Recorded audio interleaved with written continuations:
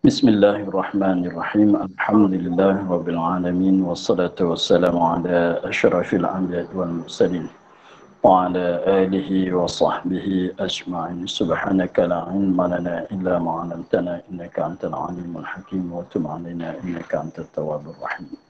Rabbi zidna 'ilman nafi'a wa fahman mustaqima wa hidayatan lis-shawab wa la hawla wa la quwwata illa billahil 'aliyyil 'azim. لا حول ولا قوة إلا بالله العلي العظيم. اللهم ألهمنا علما نعرف به أوامرك ونعرف به نواهيك وسرعة الفهم النبي وإلهام الملائكة المقربين وخرجنا من الظلمات الوهم وافتح لنا أبواب رحمتك وعلمنا أسرار حكمتك يا رب العالمين. رب اشرح لنا صدرنا ولساننا واحلل عقدة من لساننا. قال الشيخ المصلي تعالى نفعنا بعلمه في الدارين آمين. Sekarang.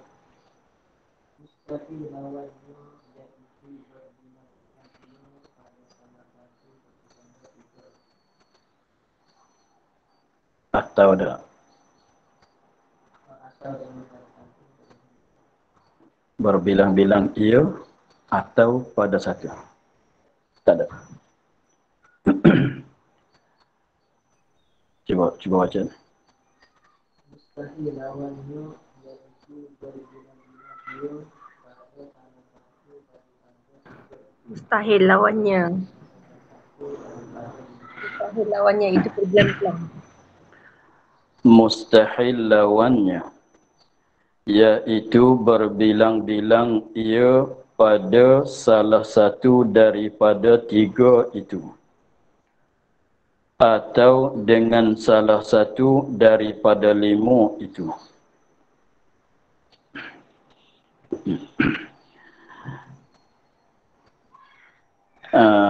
Dia mengikut kitab kita ni yang ada kitab yang tabuk, setengah tabuk tu, setengah cetakan tu ada salah tulisan dia.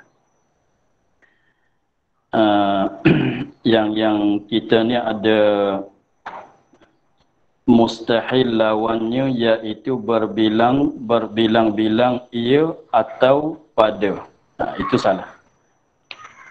Yang betulnya mustahil lawannya iaitu berbilang-bilang ia pada salah satu daripada tiga itu, atau setengah-setengah tabuk tu, setengah kitab tu tidak ada atau situ, mesti ditambah.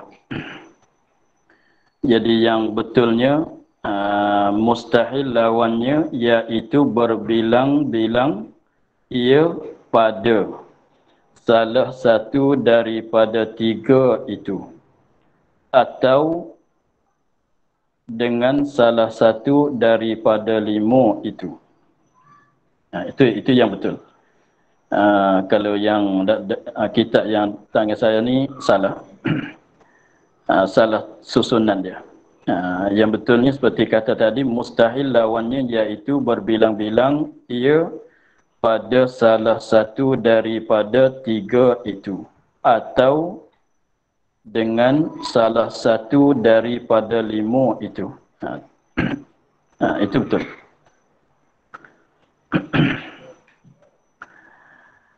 Mustahil lawannya. Mustahil lawannya lawan wahdaniyah. Jadi lawan bagi wahdaniyah itu adalah perkara yang mustahil, perkara yang tak diterimai oleh akal, perkara yang tidak ada, tak terima sungguh sama sekali.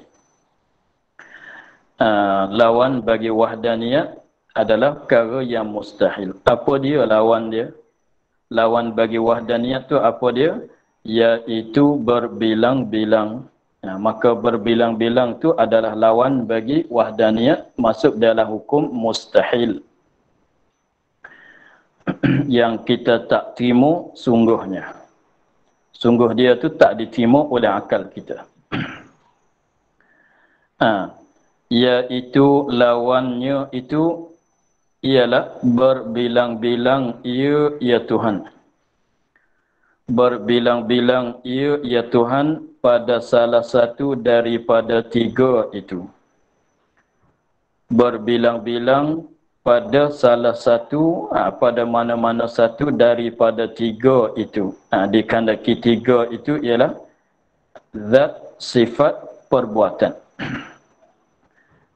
Dikandaki dengan tiga itu ialah zat, sifat, perbuatan. Artinya af'al kalau bahasa Arab.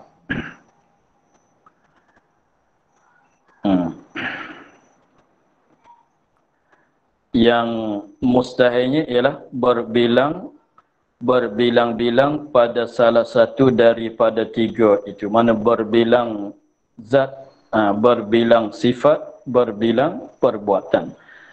Jadi maksudnya lawan bagi wahdaniyah itu ialah berbilang zatnya, berbilang sifatnya, berbilang perbuatannya. Maka kesemuanya berbilang zat, berbilang sifat, berbilang perbuatan adalah lawan bagi wahdaniyah, adalah perkara yang mustahil. Itu satu cakapan yang boleh kita kata juga begitu, dan atau dengan salah satu daripada lima, ini atau dengan bersifat, atau dengan bersifat dengan salah satu daripada lima itu. Ni pun boleh kita nak cakap begini juga.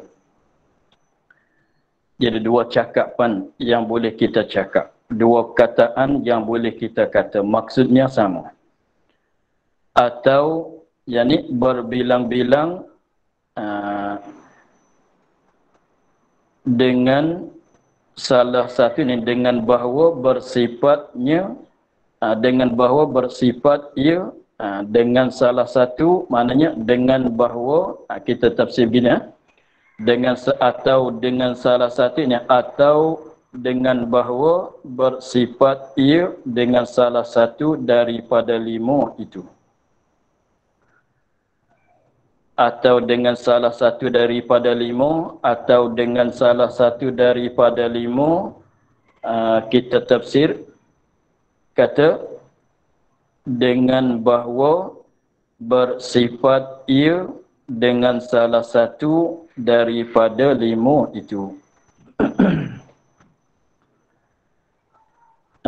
Sekali lagi, dengan bahawa bersifat ia dengan salah satu daripada lima itu. Jadi berbilang itu boleh juga kita katanya berbilang yang mustahil itu ialah dengan maknanya Allah Ta'ala bersifat dengan mana-mana satu, dengan salah satu daripada lima itu. Dimaksud lima itu ialah kam muttasil pada zat. Satunya kam muttasil pada zat. Dua, kam munfasil pada zat. Tiga, kam muttasil pada sifat. Empat, kam munfasil pada sifat. Yang kelimanya ialah apa dia? Yang kelima dia kata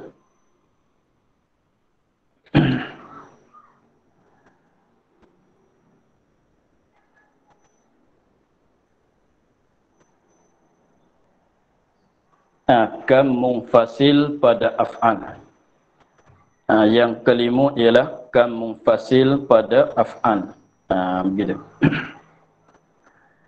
Jadi sekali lagi, lima itu ialah satunya kam muttasil pada zat. Satu, kam muttasil pada zat. Dua, kam munfasil pada zat. Tiga, kam muttasil pada sifat. Empat, kam munfasil pada sifat. Yang kelima, kam munfasil pada af'al. Itu lima.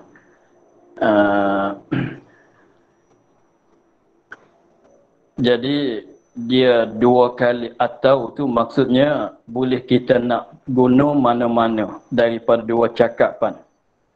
Jadi lawan bagi wahdaniyat, lawan bagi wahdaniyat itu kalau kita nak kata berbilang-bilang ia pada salah satu daripada tiga itu. Boleh juga kita nak kata. Dan boleh juga kita nak kata berbilang-bilang dengan salah satu daripada lima itu. Pun boleh kita nak cakap. Jadi maksud dua perkataan tu maksud sama. Itu mana atau dengan salah satu daripada lima. Jadi dua perkataan itu maksudnya sama. Jadi sebut kata berbilang. Berbilang, kalau katanya berbilang yang ialah lawan bagi sifat wahdaniyat, kita nak kata berbilang pada salah satu daripada tiga itu. Boleh nak cakap gitu. Dan boleh juga kita nak cakap kata lawan bagi wahdaniyat itu berbilang-bilang dengan salah satu daripada lima. Jadi berbilang-bilang dengan salah satu daripada lima maknanya berbilang-bilang dengan secara bersifat dengan mana-mana satu daripada lima bagai itu. Dengan maknanya sekiranya kalau ada kam muttasil pada sifat itu mustahil. Kalau ada kam munfasil pada sifat ialah mustahil. Kam muttasil pada sifat adalah mustahil. Kam munfasil pada sifat adalah mustahil. Kam munfasil pada af'al adalah mustahil. Kesemuanya lawan bagi sifat wahdaniyat kesemua. Jadi bolehlah kita nak guna mana-mana perkataan. Kalau kita nak kata lawan bagi sifat wahdaniyat itu berbilang pada zat, berbilang pada sifat, berbilang pada perbuatan, boleh juga nak cakap gitu. Dan boleh juga katanya lawan bagi wahdaniyat itu ialah berbilang dengan bahawa bersifat dengan mana-mana satu daripada lima kam itu. Pun hasil maksud sama ya daripada dua-dua perkataan. Jadi yang mustahilnya berbilang pada zat, berbilang pada sifat, berbilang pada af'al, perbuatan. Artinya mustahilnya ialah berbilang dengan sebab dia bersifat dengan kam muttasil munfasil pada zat, bersifat dengan kam muttasil atau munfasil pada sifat, dan bersifat dengan kam munfasil pada af'al. Begitulah maksudnya sama. Kenapa boleh katanya berbilang itu adalah mustahil? Berbilang itu adalah mustahil. Kenapa boleh kata mustahil? Kenapa kita hukum katanya berbilang pada tiga tadi itu adalah mustahil? Kenapa kita katanya berbilang pada zat adalah mustahil, berbilang pada sifat adalah mustahil, berbilang pada perbuatan mustahil? Atau kita katanya kenapa mustahil bersifat dengan kam muttasil munfasil pada zat? Kenapa mustahil bersifat dengan kam muttasil munfasil pada sifat? Kenapa mustahil bersifat dengan kam munfasil pada af'al? Sebab dianya kerana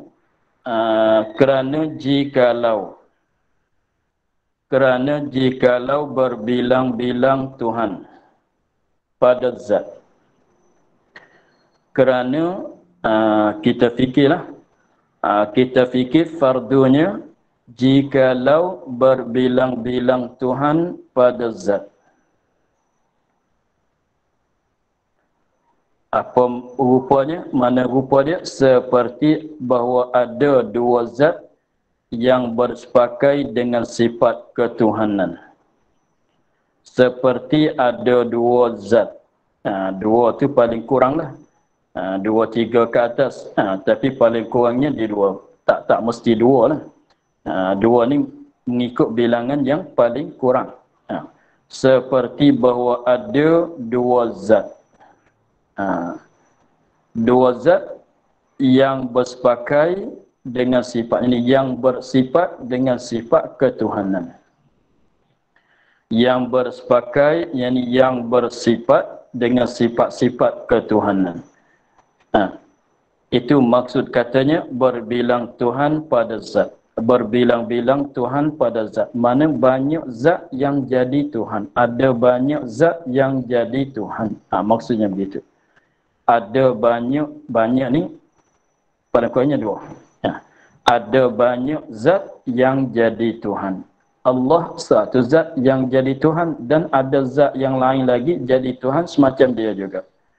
Kita maklum bahwasanya tak boleh kata Tuhan malaikat bersifat dengan sifat ketuhanan iftiqar dan istighna. Sifat-sifat ketuhanan itu ialah sifat iftiqar dan sifat istighna. Begitulah. Jadi fardu yang pertamanya sekiranya ada 2-3 zat yang jadi Tuhan. Kenapa boleh kata jadi Tuhan? Dengan sebab kita kata dia tu bersifat dengan sifat ketuhanan. Apa nak kata kalau kita fardunya begitu? Kalau kita fardu katanya ada banyak Tuhan, ada berbilang-bilang Tuhan pada zat. Sekali lagi, jikalau berbilang-bilang Tuhan pada zat, maknanya berbilang zat yang jadi Tuhan. Kita pusing gitu, kita takwil, kita tafsir gitu. Jikalau berbilang-bilang Tuhan pada zat ni, jikalau ada berbilangan zat yang jadi Tuhan. Mana ada banyak Tuhan dah. Selain daripada Allah pun ada Tuhan lagi. Allah tu memang dah Tuhan. Dan ada zat yang lain daripada Allah yang jadi Tuhan juga. Bersifat dengan sifat ketuhanan juga. Bersifat dengan sifat iftiqar dan istighna juga. Apa nak kata? Lazim dianya. Apa lazim dianya? Apa nak jadi? Kerana jikalau berbilang-bilang Tuhan pada zat, jikalau ada banyak zat yang jadi Tuhan, seperti bahawa ada 2 zat, ini paling kurang. Seperti bahawa ada 2 zat yang bersepakai, yang bersifat dengan sifat ketuhanan. Mana ada 2 zat yang jadi Tuhan? Ada 2 zat yang jadi Tuhan, atau ada 3, ada 4 dan lebih banyak yang jadi Tuhan. Maksudnya bukan satu zat. Apa nak kata, apa nak jadi? Nasjaya, ni jawab dia, panggil lazim dia. Lazim daripada berbilangan zat jadi Tuhan. Nasjaya ada kalanya muafakat keduanya. Nasjaya ada kalanya berbilang Tuhan. Muafakat keduanya. Muafakat keduanya, kedua zat yang bersepakai. Kedua zat yang bersepakai dengan sifat ketuhanan. Muafakat maknanya selorong. Kalau nak sama nak, kalau tak nak sama tak nak. Begitulah katanya sepakat, selorong. Kalau bahasa kita panggil satu kepala.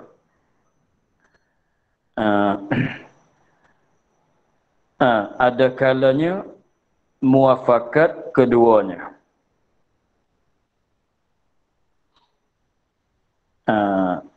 Dan kita ambil depan lagi, ambil depan dulu. Dia sekiranya kalau ada 2 Tuhan, satunya boleh jadi sepakat. Lepas tu depan satu lagi, matan dia atau bersalahan keduanya.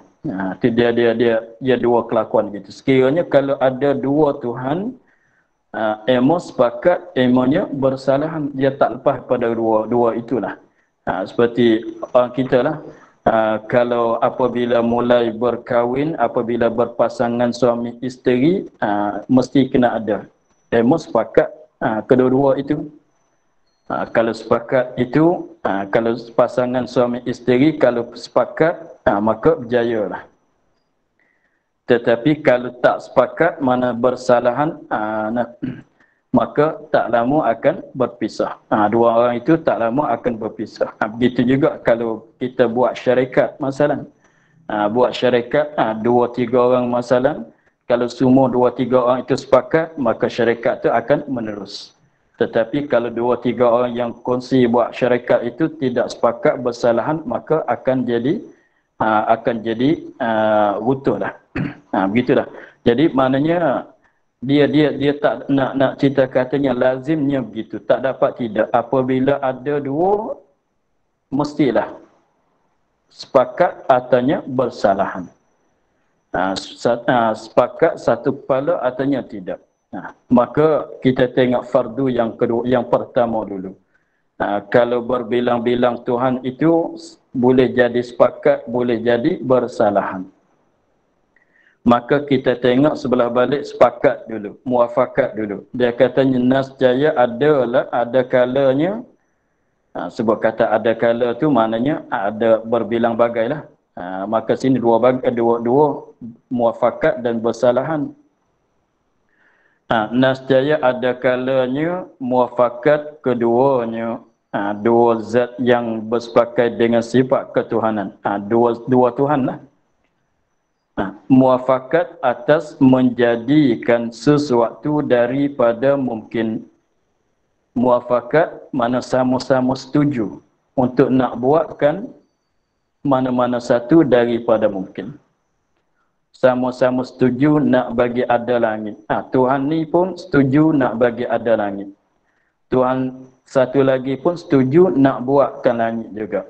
Jadi sama-sama setuju nak buatkan langit.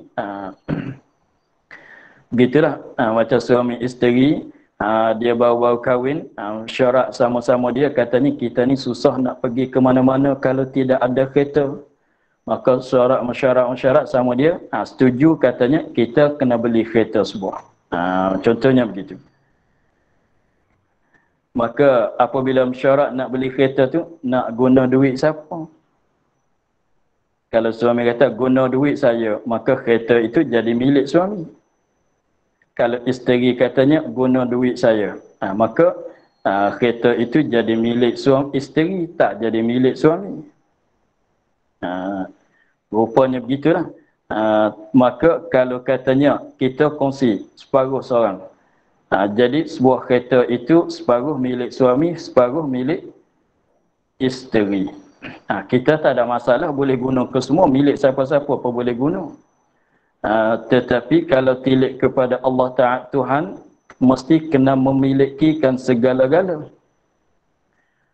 Mesti kena Rabbil Alamin, Rabbil Alamin, apa dia? Memiliki akan sekalian alam. Tengok. Dia katanya muafakat keduanya atas menjadikan sesuatu daripada mungkin. Setuju datang nak buat akan apa-apa sesuatu, mana-mana benda daripada mungkin.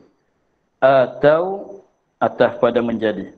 Atau meniadakan dia kan sesuatu daripada mungkin. Jadi sepakat atas pada menjadikan akan mana-mana sesuatu daripada mungkin, atas sepakat di atas meniadakan sesuatu perkara daripada mungkin.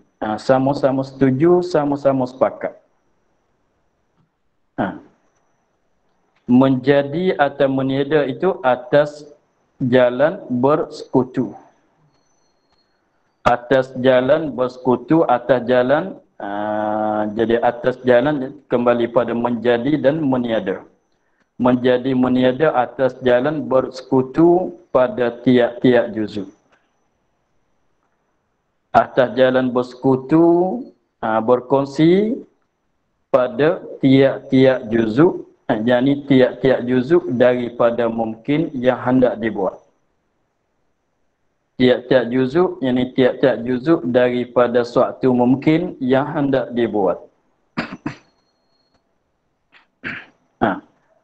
Jadi contohnya, dua-dua Tuhan itu setuju untuk nak membuatkan, menjadikan sebuah langit. Untuk nak menjadikan sebuah langit. Tuhan satu ni pun setuju nak buatkan sebuah langit. Tuhan satu lagi pun setuju nak buatkan sebuah langit. Maka apabila setuju gitu, maka naknya satu buah langit saja. Maka dua-dua tu semua nak buat, maka buat bersekutu pada juzuk, maknanya jadi sama-sama buatlah. Sama-sama buat. Maka apabila sama-sama buat itu bersekutu pada tiap-tiap juzuk, dengan mana juzuk ini Tuhan, dua-dua Tuhan membuatkan. Juzuk mana langit itu kita fardukan beberapa juzuk lah, sebab langit itu besar sangat. Maka di langit itu mempunyai beberapa juzuk. Beberapa suku-suku dia, maka setiap-tiap satu juzuk, setiap-tiap satu suku itu dibuat oleh dua Tuhan. Kalau badan kita, kuku, satu kuku di jari ni dua-dua Tuhan membuat. Jari satu ni pun dua-dua Tuhan membuat. Satu ruas jari ini pun dua-dua Tuhan membuat. Kongsi buat. Tengok, boleh terima ke tidak akal kita kalau fardunya begitu? Maka ada kalanya menyertai pada masa. Maka ada kalanya bersekutu. Maka ada kalanya bersekutu. Atau maka ada kalanya menjadi itu. Menyertai pada masa. Menyertai pada masa maknanya berserta. Berserta pada masa. Menyertai pada masa. Menyertai pada masa tu kalau kita nak berserta lah. Kalau nak tengok berserta tu macam orang yang berlomba berlari. Orang yang berlomba berlari tu, mulai berlari tu berserta kan. Tapi siapa dia laju, orang tu sampai dulu. Tapi mulai berlari itu berserta. Itu menyertai pada masa. Maknanya pada masa yang sama. Mana sama-sama membuat akan tiap-tiap juzuk. Dua-dua Tuhan itu bersekutu, mana sama-sama buat pada tiap-tiap juzuk. Juzuk ni Tuhan ni buat, dan Tuhan satu ni pun buat, Tuhan satu lagi pun buat juga. Maka ada kalanya menyertai pada masa. Berserta. Maknanya tidak ada siapa yang dulu, tiada siapa yang belakang. Itu mana menyertai pada masa. Masa sama lah. Berserta lah. Pada tiap-tiap, pada membuatkan tiap-tiap juzuk itu tadi, tak ada. Bukan katanya, kau buat dulu, aku nanti sambung. Bukan maksud begitu. Sertakan. Maka jadi beri pun, maka ini tengok. Maka jadi beri pun dua yang memberi bekas akan satu bekas yang tiada boleh dibagi. Yang tiada boleh dibagi. Maka dengan fardu begitu, maka jadi beri pun dua yang memberi bekas. Dua yang membuat. Sebab dua-dua Tuhan itu fardu kitanya, dua-dua Tuhan itu setuju nak buatkan suatu langit. Maka jadi bersekutu buat pada tiap-tiap suku daripada suku-suku langit. Maka bersekutu mana sama-sama buat pada juzuk-juzuk langit tadi. Maka dengan maknanya satu juzuk daripada juzuk langit, satu suku daripada suku-suku langit itu, tiap-tiap satu tu dibuat oleh dua Tuhan keduanya. Buat atas jalan serta. Maka kalau kita kiranya kalau kita tilik pada wakilnya, dua Tuhan membuatkan suatu juzuk. Dua yang membuat. Mesti kena hasil apa dia? Mesti kena hasil dua juzuk. Kalau dua yang membuat, mesti kena apa dia? Kena hasil dua perbuatan. Boleh jadi ke tidak?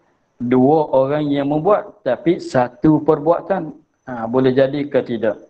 Tak boleh jadi, sebab kalau orang katanya, tu dah akad barang yang satu, seperti beras satu bungkus, satu beg, beratnya 50 kilo, dua orang yang akad, tak jadi satu kali akad ke? Memanglah pada zahir itu, pada nampakkan kitanya, satu kali akad, tapi nak tanyanya, dua akatan ke satu akatan tadi? Beras yang berat 50 kilo satu beg tu 2 orang yang mengangkat. Maka 2 akatan ke 1 akatan? 2 lah, sebab pilih pada orang yang mengangkat tu 2. Kenapa dah begitu? Jadi bukan 1 akatan, bahkan jadi 2 akatan. Jadi maksudnya kalau 2 yang membuat mesti kena hasil 2 bekas, 2 kesan. Maka di sini dia katanya sekiranya setiap-tiap juzuk daripada beberapa juzuk bagi suatu mungkin itu berkongsi bersekutu oleh 2 Tuhan pada membuat. Lagi pulanya berkongsi buat tu pada masa yang serentak, pada masa yang sama. Seolah kata pada masa yang sama tu kita bilang 1, 2, 3 mulai. Soalan begitu. Bilang 1, 2, 3 mulai. 1, 2, 3 mulai. Seolah-olahnya begitulah. Maka apabila ada yang membuat, ada 2 yang membuat, mana 2 yang memberi kesan, 2 yang memberi bekas. Apabila 2 yang memberi bekas, mesti kena hasil 2 bekas, 2 kesan. Tetapi naknya berapa sini? Naknya 1 juzuk. Kita fardunya 1 juzuk. Maka maklum 1 juzuk adakah boleh berbelah 2? Tak boleh dah, sebab kata 1 yang boleh berbelah 2 tu 2 juzuk. Sebab kita dah belajar pada bab kam muttasil munfasil begitu kan. Sebab kalau 1 adakah boleh berbelah 2? Tak boleh. Maka 1 juzuk memanglah tak boleh berbelah 2. Kalau 2 juzuk memang ini 1 itu 1. Begitu. Kalau 2 juzuk memang boleh kata ini 1 juzuk, ini 1 juzuk, boleh dah belah 2. Tetapi 1 juzuk memang tak boleh nak berbelah 2. Maknanya kalau 2 orang yang membuat akan 2 yang memberi bekas mesti kena hasil 2 bekas. Tetapi kalau 1 juzuk saja, 1 juzuk 1 suku saja, bukan sebuah langit. Sebuah langit mempunyai beberapa banyak juzuk. Sebuah langit mempunyai banyak juzuk. Seperti sebuah badan kita ada beberapa juzuk. Maka beberapa satu-satu juzuk tu memanglah tak boleh berbelah bagi. Kalau nak kira 1 juzuk tu kita katakan jauhad firid. Kalau belajar bab jirim jisim sana, ialah jauhad firid. Maka jauhad firid tak boleh nak berbelah bagi. Maka apabila ada 2 yang membuat, mesti kena hasil 2 perbuatan. 2 yang memberi bekas, 2 yang memberi kesan, mesti kena hasil 2 kesan. Apabila ada 2 yang memberi kesan, mesti kena hasil 2 kesan. Apabila ada katanya 2 yang membuat, mesti kena hasil 2 perbuatan. Apabila ada 2 yang memberi bekas, mesti kena hasil 2 bekas. Bekas cuma kesan lah. Jadi ada lah. Memberi bekas, membuat, memberi kesan, maksudnya sama. Maka jadi beri pun 2 yang memberi bekas atas bekas yang 1. Bekas yang 1, bekas mana kesan yang hasil pada perbuatan. Memberi bekas mana membuat, mengada. 1 bekas mana 1 hasil daripada perbuatan. 1 bekas yang tiada boleh dibahagi. Memanglah tak boleh nak bagilah sebab dia 1. Tak boleh nak bagilah sebab dia tu 1 juzuk. Kita fardunya begitu. Jadi maknanya 1 juzuk, 1 juzuk, 2 yang membuat. Tetapi hasil 1 juzuk. Boleh jadi ke begitu? Maka tentu sama sekali tak boleh nak jadi. Tak boleh terima pada akal. Dan iaitu mustahil. Dan iaitu beri pun 2 yang memberi bekas atas bekas yang 1, mustahil. Ialah mustahil. Sebab dia macam mana kita nak terima pada akal kita? Kalau 2 yang memberi kesan nak hasil 1 tu, mesti kena hasil 2 bekas. Mesti kena hasil 2 perbuatan. Kalau ada 2 yang membuat. Macam kita pergi pen dua pen masal kita tarik mesti kena jadi dua baris. Kalau katanya dua pen kita tarik kita pegangkan dua pen gini. Kita pegangkan dua pen gini, apa tu kita tarik buat baris, buat gurisan tu jadi satu gurisan ke jadi dua. Jadi dua. Jadi dua. Kalau nampak satu tu maknanya bertindang. Ada terlindung satu di antara satu lah kan. Mesti kena jadi dua. Malaikat kalam satu lagi tu rusak. Memanglah jadi satu. Rusak maknanya tak kuasa. Kalau dua pen kita pegang, kita buat tarik kedua-duanya buat garisan, mesti kena hasil dua garisan. Tapi kalau nampak satu, boleh jadinya terlindung. Sebab garisan yang satu kita tindih pula dibuat di garis tempat yang sama, jadi nampaknya satu tapi pada wakilnya dua garisan. Melainkan kalam salah satu pen tu rusak, tu jadi satu lah. Maka di situnya satu juzuk dua yang membuat tetapi hasil satu juzuk, maka itu tak terima pada akal. Tak terima pada akal. Begitu tak terima, ialah perkara yang mustahil. Satu lagi pulanya mustahil sebabnya kita tak tahu daripada jaksaan siapa. Sebab dua yang membuat tetapi hasil satu perbuatan. Apabila hasil satu perbuatan, kita tahu ke tidak ini hasil daripada perbuatan siapa, jaksaan siapa, tak tahu juga. Setengah daripada sebab jadi mustahil. Itu satu fardu. Jadi fardunya kalau satu juzuk dibuat oleh dua Tuhan tetapi hasil satu bekas saja, maka tak diterima oleh akal. Itu perkara yang mustahil. Macam mana dua yang membuat jadi satu pula? Dua membuat mesti kena satu lah. Mesti kena dua hasilan lah.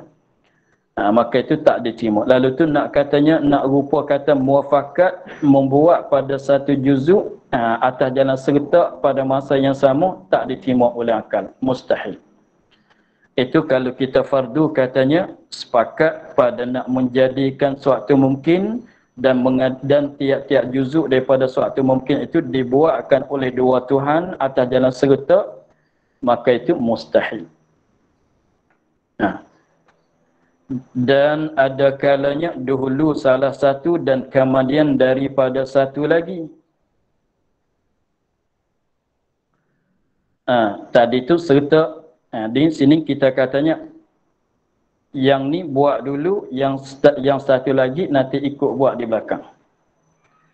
Maka kita fardu pada satu juzuk daripada beberapa juzuk bagi sebuah mungkin.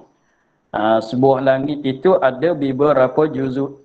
Lepas tu apabila satu juzuk itu kita katanya Tuhan satu ni dia buat dulu. Apabila dia buat dulu, dia kuasa. Tuhan-Tuhan ni memanglah kuasa. Apabila dia buat dulu, jadilah lah satu juzuk. Dah jadilah satu juzuk. Apabila dah jadi satu juzuk ini, maka Tuhan satu lagi nak buatkan juzuk itu pula. Tak boleh. Kalau nak buat juzuk lain pula. Sebab juzuk ini contohnya nak ambil benda yang besar. Contohnya kita katanya badan kita. Tangan kita sebelah kanan, Tuhan satu ni sanggup nak buat. Sanggup nak buat. Maka dia pun buatlah. Buat, jadi tangan satu tangan sebelah kanan. Maka Tuhan yang kedua nak buat tangan sebelah kanan pula. Tangan yang sama itu, bukan tangan sebelah bawah tu. Jadi 10 tangan, bukan je begitu. Nak buatkan tangan yang sudah diadakan, boleh buat ke tidak? Tak boleh. Sebab tu dia kata, dan ada kalanya dahulu salah satu. Mana yang ni buat dulu, yang satu lagi nanti ikut buat di belakang. Dan kemudian satu lagi. Mana terbelakang satu lagi. Satu ni buat dulu, satu lagi nanti buat di belakang. Nanti ikut buat di belakang. Selepas dia. Maka jadilah kemudian itu, maka jadilah yang kemudian itu mengadakan barang yang sudah ada. Dengan sebabnya apabila Tuhan yang buat yang pertama itu buat, dah jadilah. Kalau tak jadi bukan dia Tuhan. Sebab tak mengkuasai. Sebab tak bersifat dengan sifat kuasa. Fardunya Tuhan yang pertama dia buat. Apabila buat, jadi. Apabila jadi, maka Tuhan yang kedua nak buat pula. Kalau dia buat pula, mana buat akan benda yang sudah ada. Benda yang sudah ada tak terima dibuat. Sebab kita kan ada asalnya nak buat akan benda yang belum ada. Nak meniada akan benda yang dah ada. Benda ada boleh meniada. Benda ada tak boleh meniada.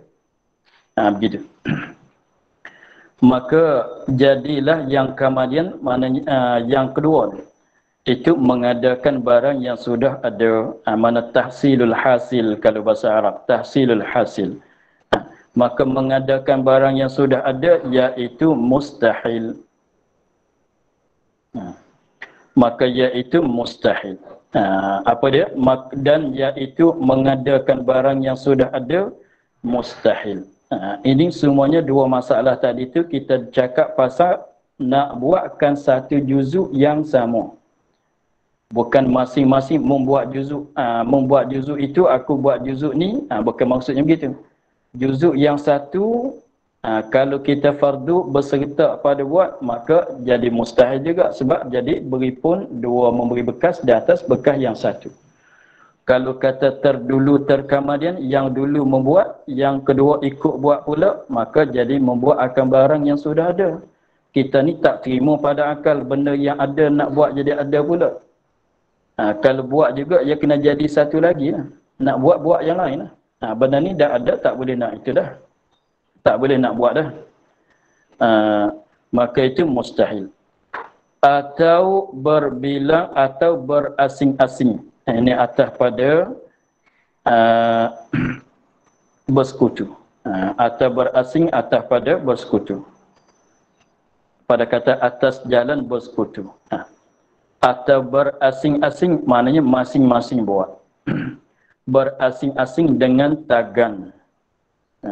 Dengan tagan, dengan habuan. Dengan maknanya masing-masing buat. Salah katanya, kau buat sebelah kanan. Aku buat sebelah kiri. Maksudnya begitu. Atau berasing-asing tagan. Kita contohnya, dua-dua Tuhan itu setuju di atas nak mengadakan sebuah langit. Dua-dua Tuhan itu bersetuju, bersepakat di atas nak mengadakan sebuah langit. Maka apabila nak mengadakan sebuah langit, dibelah dua, dibagi dua. Kau ni buat sebelah kanan. Aku buat sebelah kiri. Itu mana berasing-asing dengan tagan. Mana masing-masing buat benda satu, buat sebelah seorang. Soalan gitulah. Kalau badan kita manusia, kau buat tangan sebelah kanan, aku ambil tugasan buat sebelah kiri. Artinya, kau buat mulai di perut naik ke atas. Kau buat sebelah atas, mulai di kepala sampai ke perut. Aku buat mulai di perut sampai ke hujung kaki. Itu masing-masing tagan. Maka di sini boleh terima ke tidak kalau kita fardunya begitu? Maka tiada mencampai oleh tagan tiap-tiap satu itu akan bekas bagi yang satu lagi. Maka tiada campai, mana tiada meratai, maka tiada campai oleh tagan oleh habuan. Oleh tagan, oleh habuan, tiap-tiap satu daripada dua Tuhan itu akan bekas bagi yang satu lagi. Dan tiada sampai takluk kedrak keduanya. Mana tidak sampai, maknanya tidak meratai oleh takluk kedrak kepadanya, kepada tagan yang satu lagi. Jadi maksudnya begini, apabila kita katanya, kalau masing-masing buat, masing-masing tagangan bagi buatlah. Contohnya kita katanya sebuah badan kita ni mulai di kepala sampai ke perutnya dibuat oleh Tuhan yang satu. Dibuat oleh Tuhan yang nama dia ni kita letak nama lah. Kita katanya badan kita, sebuah badan dibuat oleh Tuhan yang namanya Allah. Mulai di kepala sampai ke perut, masalah. Sekali dengan tangan-tangan dua belah lah. Dibuat oleh Tuhan yang nama Allah. Dan mulai daripada pinggang sampai ke hujung kaki dibuat oleh Tuhan yang satu lagi. Sebab kita katanya Tuhan tu ada dua, nama Allah satu dan yang lain satu lagi. Maka apabila fardunya begitu, jadi badan kita sebelah atas ni apa dia? Itu milik bagi Allah, perbuatan bagi Allah, dimiliki oleh Allah, dikuasai oleh jaksaan bagi kudrat Allah, Tuhan yang nama Allah. Tetapi tilik kepada sebelah bawah badan kita bukan milik Allah, bukan jaksaan Allah, bukan taganan habuan bagi Allah. Jadi maknanya kudrat Allah tak bertakluk dengan badan, dengan membuatkan badan kita sebelah bawah. Jadi tidak meratai. Begitulah kalau tilik pada Tuhan yang menjadikan sebelah bawah mulai daripada pinggang sampai ke hujung kaki, memanglah pinggang, mulai pada pinggang sampai hujung kaki adalah kekuasaan dia, jaksaan kudrat dia, sampai takluk kudrat dia, milik dia. Tapi yang sebelah atas bukan milik dia, bukan hasil daripada kudrat dia. Jadi maknanya meluputkan makna Rabbul Alamin, memilikkan sekalian alam. Macam mana nak milikkan sekalian alam? Sebelah badan kita milik dia, sebelah badan kita milik orang lain. Nak kata Rabbil Alamin tak boleh. Begitu juga kalau kita fardunya, dua-dua Tuhan itu setuju nak bagi ada langit dan bumi. Maka bagilah membuat. Tuhan ni membuatkan bumi, Tuhan satu lagi membuatkan langit. Maka berjaya kedua-duanya. Sebab dia kuasa, maka berjaya keduanya. Maka apabila berjaya kedua, adalah langit, adalah bumi. Bumi itu ada, langit itu ada. Tetapi Tuhan yang membuatkan langit tidak berkuasa pada bumi. Jadi mana bumi itu bukan jaksaan bagi kudrat dia. Lagi pulanya bumi itu bukan milik bagi Tuhan yang menjadikan langit. Begitu juga akasnya. Tuhan yang menjadikan bumi, memanglah bumi itu jaksaan kudrat dia, milik dia. Tetapi kalau langit bukan jaksaan kudrat dia, bukan milik dia, maka itu bukan dia Tuhan. Maka itu adalah mustahil. Sebab tu dia katanya, atau berasing-asing dengan tagan, maka tiada campai oleh tagan tiap-tiap satu akan bekas bagi yang satu lagi. Maksudnya, kalau Tuhan buat sebelah kanan, sebelah kiri bukan tagangan dia, bukan hasil pada kudrat dia. Tuhan yang membuat sebelah kiri, sebelah kanan tu bukan hak dia. Dan tiada sampai takluk kudratnya kepadanya, kepada tagan bagi satu lagi. Dan tiada sampai kudratnya tiap-tiap satu kepadanya, kepada tagan kepadanya, kepada tagan bagi satu lagi. Artinya bekas bagi satu lagi. Maknanya takluk kudrat dia tak meratai. Tuhan yang membuatkan langit, takluk kudrat dia sekadar di langit je lah. Tidak melampau sampai ke bumi. Sebab itu hak Tuhan satu lagi.